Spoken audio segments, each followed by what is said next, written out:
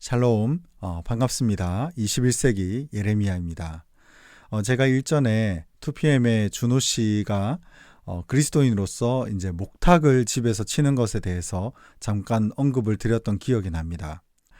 나 혼자 산다라는 프로그램에 처음 2PM의 준호 씨가 나왔을 때 또 이제 제가 볼 때는 이런 부분들이 좀 아쉽다라는 측면에서 영상을 오늘도 제작하게 되었습니다. 여기 먼저 그림을 한번 보시면 준호의 싱글 라이프라는 제목으로 그때 나 혼자 산다에 처음 출연을 했던 모습들을 우리가 볼 수 있습니다. 그런데 이 2PM의 준호 씨가 아침에 일어났는데 입고 있는 티셔츠가 좀 강렬하다라는 느낌을 받게 됐죠. 그래서 정면에 이렇게 이미지를 통해서 보게 되니까 준호 씨가 좀 다소 흉물스러운 어떤 로고를 입고 있는 것을 보게 됩니다. 물론 이제 계속해서 말씀드리지만 많은 일반 비그리스도인의 삶의 경우에는 제가 집중하지 않지만 자칭 이제 그리스도인이라고 자기를 소개하는 연예인들이 공인으로서 조금 책임감 있는 모습을 보이면 좋겠다라는 의미에서 제가 이런 부분들을 포인트를 잡고 영상을 제작하고 있다는 것을 잘 기억해 주시면 감사하겠습니다. 그래서 이 2PM의 준호 씨가 침실에서 나와서 거실에 있는 소파에 앉을 때도 여전히 그 티셔츠를 입고 움직이는 모습을 보여주고 있고 고양이와 함께 좋은 시간들을 보내고 있는 모습들입니다. 그런데 이 티셔츠의 근원을 좀 알아보니까 이 건즈 앤 로지스라고 하는 예전 헤비메탈 그룹의 을 상징하는 로고입니다. 한번 그림을 보시면 여기 5명의 이 사람들이 건즈 앤 로지스라고 하는 헤비메탈 락 그룹의 멤버들인데 이들이 상징적으로 앨범 자켓으로 사용했던 로고가 바로 그 준호 씨가 입고 있는 티셔츠의 로고입니다. 물론 이 준호 씨가 알고 입었는지 아니면 그냥 멋있다라고 구매를 했을 수도 있죠.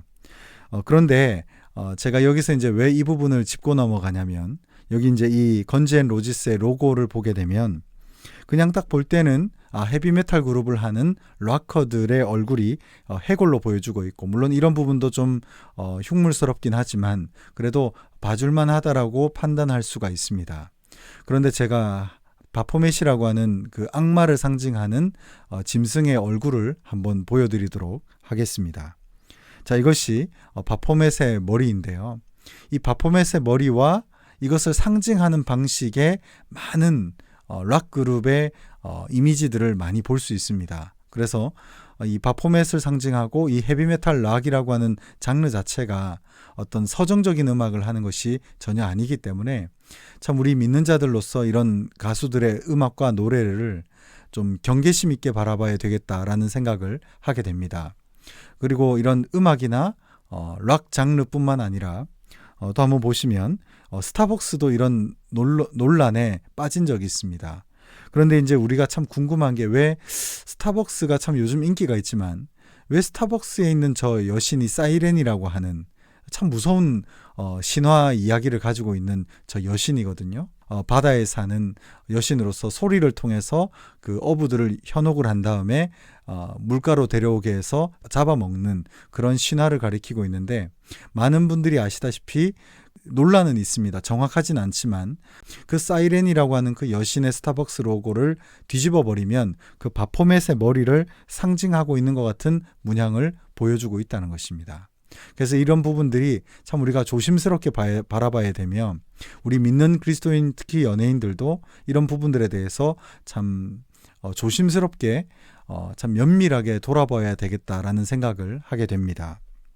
그리고 좀 다른 쪽의 이야기인데 준호 씨의 집에 가보면 벽장을 보니까 어떤 앨범들도 있지만 피규어들이 이렇게 보이는 것을 알 수 있습니다. 여기 구체적으로 한번 보시면 여러 피규어들이 있고 앨범 옆에마다 또 이렇게 피규어와 같은 장난감들이 이렇게 전시되어 있는 것을 우리가 볼 수 있습니다.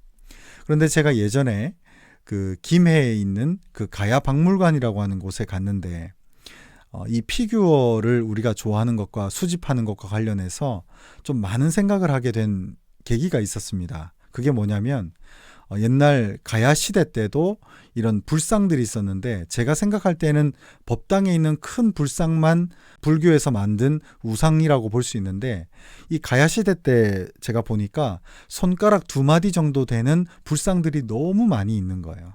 박물관에서 들은 것 중에 하나가 뭐냐면 이런 손가락 2마디 정도 되는 작은 불상들을 그 당시 아녀자들이 귀여운 놀이개로 활용을 해서 안쪽 주머니에 넣고 다녔다는 얘기가 있다는 거예요. 그래서 심심하면 이걸 꺼내보고, 그러니까 오늘날로 따지면 이런 것들이 어른들한테는 피규어, 아이들한테는 장난감처럼 이렇게 이 우상숭배가 연결될 수 있겠다라는 생각을 간접적으로 해볼 수 있게 되는 거죠. 왜냐하면 옛날 가야 시대 때만 하더라도 가지고 놀 게 없잖아요. 그러니까 그런 놀이개들이랑 함께 이런 부처의 불상도 놀이개처럼 이렇게 같이 활용이 됐다는 것을 생각해 보면 우리가 지금 현재 많은 사람들이, 특히 연예인들이 집에서 이렇게 피규어를 수집하는 부분들을 많이 방송에서 방영하고 있고 그런 것들이 취미생활인 것처럼 얘기를 하는데, 어떻게 보면 고대 사회로부터 내려오는 우상숭배가 피규어를 수집하는 방식으로 손쉬워진 것은 아닌가라는 생각을 해보게 되는 일면이기도 합니다. 그래서 제가 왜 이런 부분을 말씀을 드리냐면 오늘날 이 시대 가운데 우리 그리스도인들에게 불교 법당에 있는 불상은 전혀 우상숭배로서 매력이 되질 않아요. 그러니까 우리가 그리스도인의 신앙을 온전하게 유지하는데 저 불교 법당에 있는 저 불상이 전혀 유혹이 되질 않습니다. 그래서 오늘날 이 시대 가운데 우상숭배를 얘기하면 그냥 옛날 얘기하는 것 같은 느낌이 있습니다. 그런데 성경을 조금만 보면, 특히 왕정시대를 보면 수많은 왕들이 우상숭배에 빠져 있고 그 우상숭배 속에서 헤어나지 못하고 산당을 폐지하지 못하는 그 내용들을 보게 되면 의구심이 듭니다. 아니, 하나님 한 분만 잘 믿으면 되는데 왜 저 당시 왕들은 저렇게